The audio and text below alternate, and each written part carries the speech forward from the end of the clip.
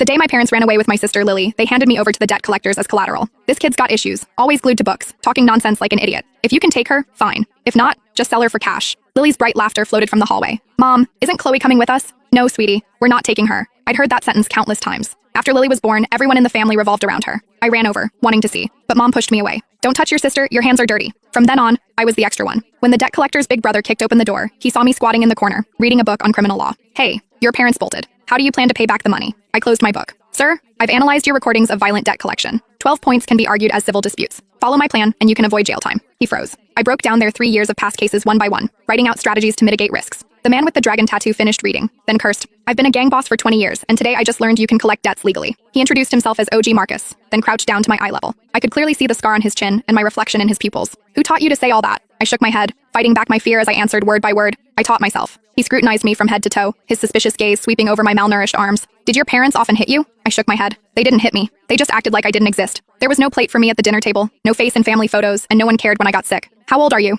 12. Marcus looked at me, his eyes full of suspicion. The hallway light flickered. He stood up and waved his hand. Frank, bring all our IO us. Let our big shot lawyer take a look. I don't know how long passed. My legs were numb from squatting. Frank finally carried over a cardboard box. It was heavy, landing on the floor with a thud. Inside were IO us, contracts, and transfer records, all haphazardly crammed together. Marcus patted the box, nodding at me. Big shot, show us what you've got. Marcus and his crew were playing cards in the living room. 3 men, hunched around a folding table, smoking cigarette after cigarette, the whole room thick with smoke. I sat in the corner, poring over the contents of the box under the dim light. Mid-game, the youngest man, Leo, glanced at me. Marcus, come on, what could a 12-year-old kid possibly figure out? Frank also looked over. She's been sitting there for 2 hours, hasn't moved a muscle. I didn't dare move. I'd seen abandoned kids before. There was a boy, 2 years older than me, who slept beside a trash can after his parents ran off. His eyes were empty, like 2 dark holes. Marcus didn't speak, playing a card. As soon as he spoke, I put down the last file. I'm done. Everyone looked over. I walked to the folding table, and they automatically made space. The table was covered in ash and beer cans. I swept them aside, clearing a spot. I pointed to the first case. The year before last, in March, you said, if you don't pay up, we'll make sure you regret it. That was deemed a threat. But if you'd said,